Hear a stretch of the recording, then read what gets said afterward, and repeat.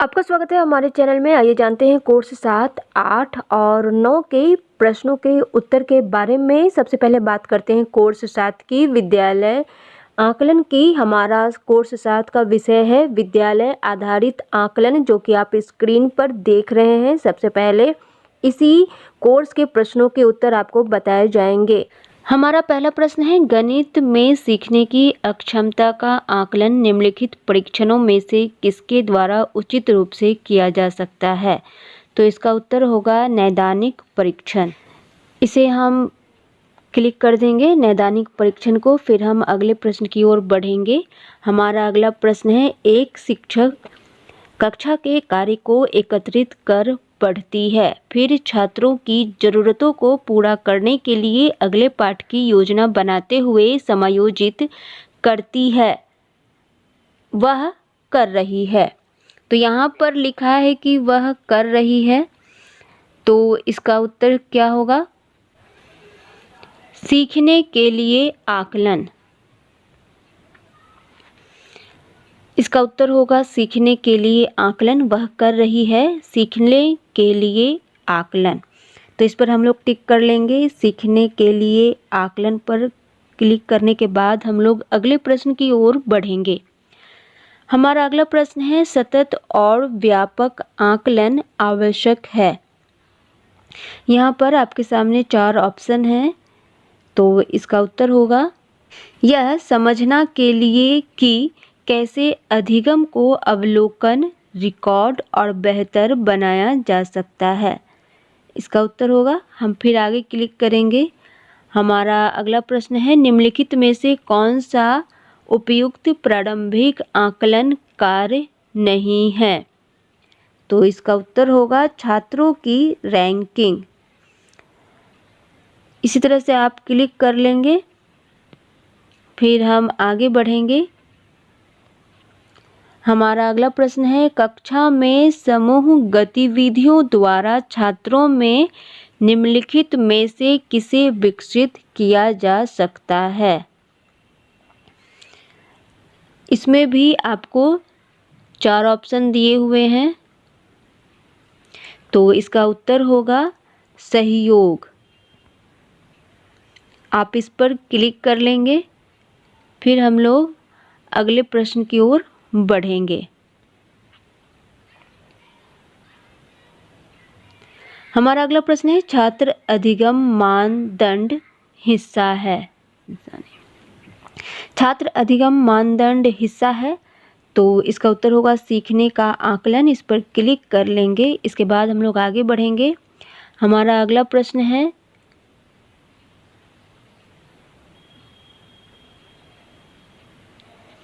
निम्न में से कौन सी विद्यालय आधारित आकलन अर्थात SBA की मुख्य विशेषता है? तो इसका उत्तर होगा योग्यता आधारित गतिविधि। इस पर आप क्लिक कर लेंगे, इसके बाद हम लोग आगे बढ़ेंगे। तो हमारा अगला प्रश्न है, आकलन का उद्देश्य है। इसमें आपको 4 ऑप्शन दिए गए हैं। किसी छात्र को अंक प्रदान करना, किसी एक विषय में छात्र का परीक्षण करना, छात्रों की उपलब्धियों का आकलन करना, किसी छात्र को अंक प्रदान करना। तो इसमें आकलन का उद्देश्य क्या होना चाहिए? इसका उत्तर होगा किसी चीज की गुणवत्ता के बारे में निर्णय लेना। इस पर हम लोग क्लिक कर देंगे, तो ये ब्लू कलर का हो जाएगा। फिर हम लोग आगे बढ़ेंगे।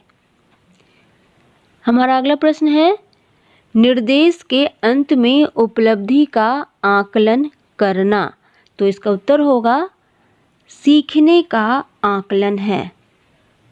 फिर हम लोग आगे बढ़ेंगे। हमारा अगला प्रश्न है, अधिगम का अनुवीक्षक आकलन हिस्सा है रचनात्मक आकलन का। इसका उत्तर होगा रचनात्मक आकलन का। फिर हम लोग आगे बढ़ेंगे। यहाँ पर आप देख रहे हैं 10 में से 10 प्रश्न के उत्तर दे दिए गए हैं। फिर आपको सबमिट पर क्लिक करना है। तो ये आप देख रहे हैं सारे प्रश्न के उत्तर सही है। 10 में से 10 स्कोर आ गए हैं। इसी तरह से आप अपने सारे प्रश्नों के उत्तर दे देंगे। ये कोर्स 7 की प्रश्नोत्तरी थी विद्यालय आधारित आकलन की। इसके बाद हम लोग अब कोर्स 8 की ओर बढ़ेंगे। कोर्स 8 है पर्यावरण अध्ययन का शिक्षा शास्त्र। अब हम लोग पर्यावरण अध्ययन के शिक्षा शास्त्र के प्रश्नोत्तरी के प्रश्नों का उत्तर देंगे। तो हमारा पहला प्रश्न है, निम्नलिखित में से कौन सा कथन पाठचर्या संबंधी अपेक्षाओं और सीखने के प्रतिफलों के बारे में सही है? तो इसका उत्तर होगा प्रत्येक कक्षा के लिए सीखने के प्रतिफल अलग होते हैं। इस पर हम लोग टिक कर लेंगे। ये ब्लू रंग का हो गया है, देख रहे हैं। फिर हम लोग आगे बढ़ेंगे। हमारा अगला प्रश्न है, कक्षा 1 और 2 में पर्यावरण अध्ययन, इसका सही उत्तर होगा भाषा और गणित के साथ पढ़ाया जाता है। हम लोग इस पर क्लिक कर लेंगे, फिर आगे बढ़ेंगे। हमारा अगला प्रश्न है, प्राथमिक स्तर पर पर्यावरण अध्ययन के सीखने के उद्देश्यों में शामिल नहीं किया जाता है। इसका सही उत्तर होगा विद्यार्थियों को वैज्ञानिक नियम याद करने में मदद करना। इस पर क्लिक कर दिया गया है, ये ब्लू रंग का हो गया है। फिर हम लोग अब आगे बढ़ेंगे, इसका उत्तर यही होगा। हमारा अगला प्रश्न है, विभिन्न मापदंडों के लिए विद्यार्थियों की सीखने की प्रगति और उनके स्तरों का पता लगाने के लिए निम्नलिखित विकल्पों में से कौन सा सबसे उपयुक्त है? तो इसका उत्तर होगा रूब्रिक्स, मापदंडों का सेट। हमारा अगला प्रश्न है, पर्यावरण को सुरक्षित रखने वाले 3 R हैं। तो इसका उत्तर होगा रिड्यूस कम करना, रीयूज पुनः उपयोग करना, रिसाइकिल पुनः चक्रित करना। यहाँ पर आप देख रहे हैं ये चौथे नंबर पर है, इसको क्लिक कर दिया गया है, ये ब्लू रंग का हो गया है।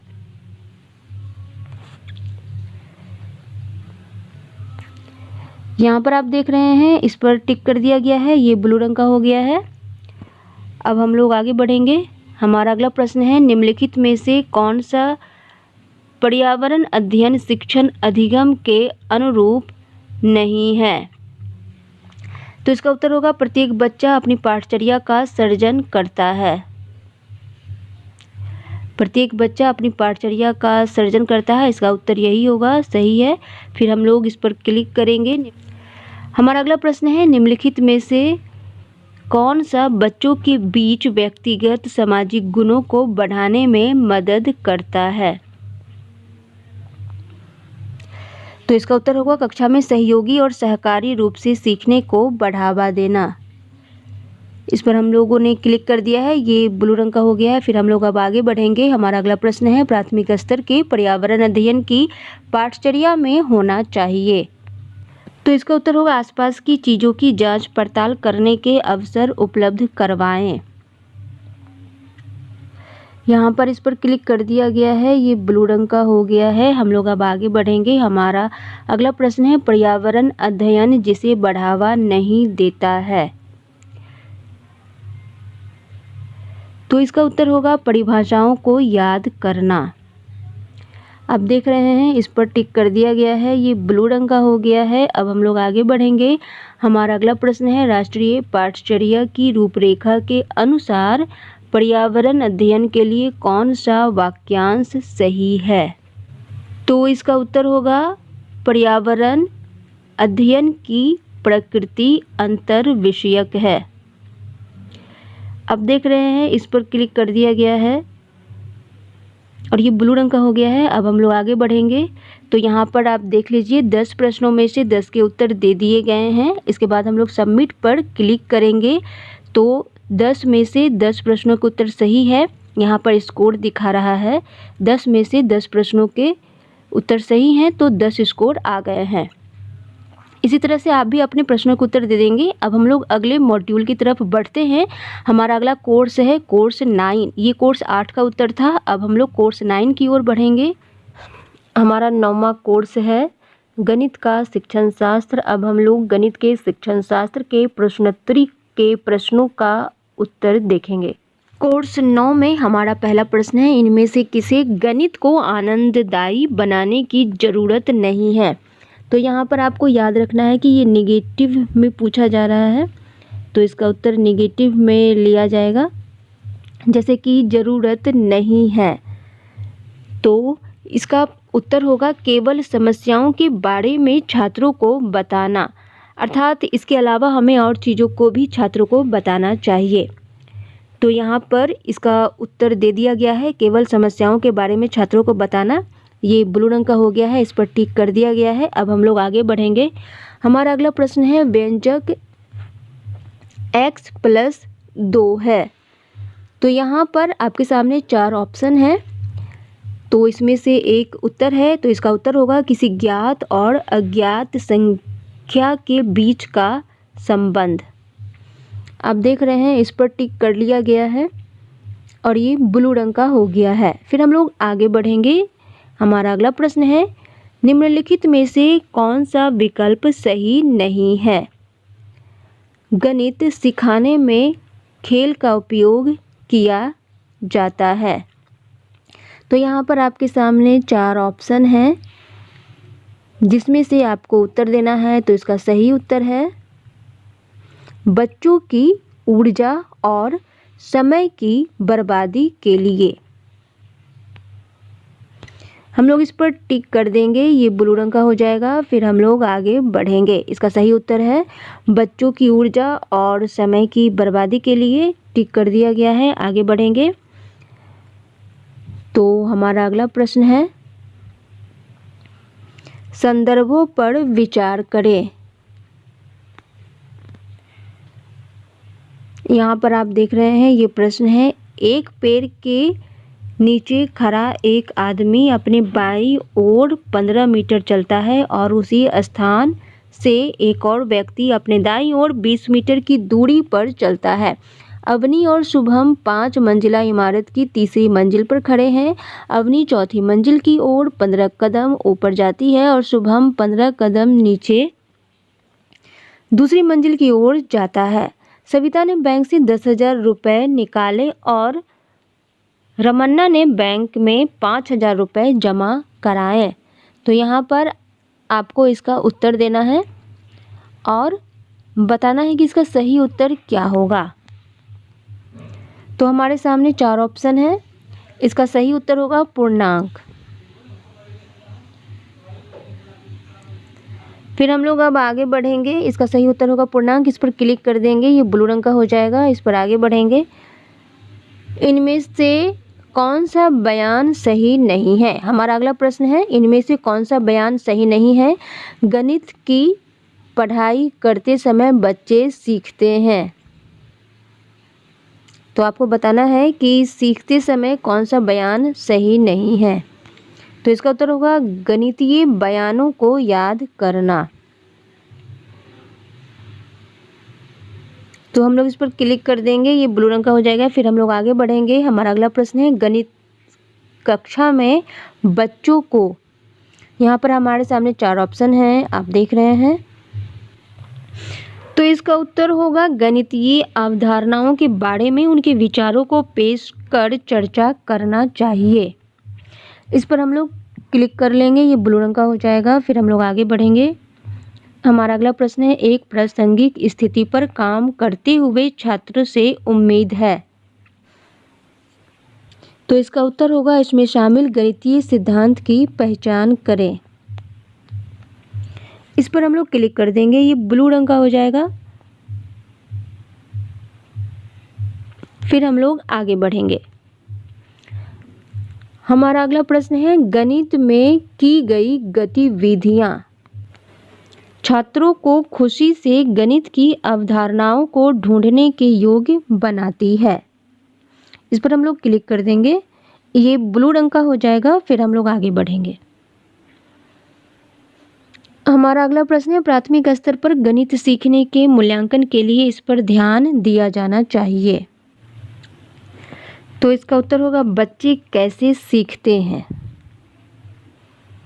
यहाँ पर आप देख लेंगे इसका उत्तर और फिर इसी उत्तर पर आप क्लिक करेंगे तो ये ब्लू रंग का हो जाएगा। इसका उत्तर होगा बच्चे कैसे सीखते हैं। हमने क्लिक कर दिया है, ये ब्लू रंग का हो गया है। हमारा अगला प्रश्न है, गणित यह विकसित करने में मदद नहीं करता है। तो हमारे सामने 4 ऑप्शन है, तो इसमें से होगा शारीरिक शक्ति। शारीरिक शक्ति को बढ़ाने में गणित मदद नहीं करता है, इसका सही उत्तर यही है। तार्किक विचार में मदद करता है, अमूर्त सोच में मदद करता है और कल्पना बढ़ाने में मदद करता है। तो इसका सही उत्तर होगा शारीरिक शक्ति। तो हमने इस पर क्लिक कर दिया है। अब हम लोग आगे बढ़ेंगे। तो यहाँ पर आप देख लीजिए 10 प्रश्नों में से 10 के उत्तर दे दिए गए हैं और फिर हम लोग सबमिट पर क्लिक करेंगे। तो आप देख लीजिए 10 में से 10 प्रश्नों के उत्तर दे दिए गए हैं और स्कोर भी 10 आ गया है, अर्थात सारे प्रश्नों के उत्तर सही हैं। तो इसी तरह से आप भी अपने सारे प्रश्नों के उत्तर दे दीजिएगा और मिलान कर लीजिएगा कि यही प्रश्न होने चाहिए और ऑप्शन आपके पास तो यही होंगे। तो सही उत्तर का मिलान करके आप भी अपने प्रश्नों के उत्तर दे दीजिएगा। आपसे भी यही प्रश्न पूछे जाएंगे और आपके पास भी यही उत्तर होंगे। इसी तरह से आप कोर्स 7, 8 और 9 के सभी प्रश्नों के उत्तर दे दीजिएगा, तो आपको भी 10 में से 10 अंक प्राप्त हो जाएंगे। सभी प्रश्नों के सही उत्तर है। आप देख सकते हैं कि 10 में से 10 प्रश्न के उत्तर दिए गए हैं और सभी में से 10 स्कोर हुआ है। तो आप भी इसी तरह से बना लें। आज के लिए बस इतना ही। शिक्षक संबंधी सभी प्रकार की खबरों के लिए चैनल को जरूर सब्सक्राइब करें, वीडियो को लाइक एवं शेयर करें। वीडियो देखने के लिए बहुत बहुत धन्यवाद।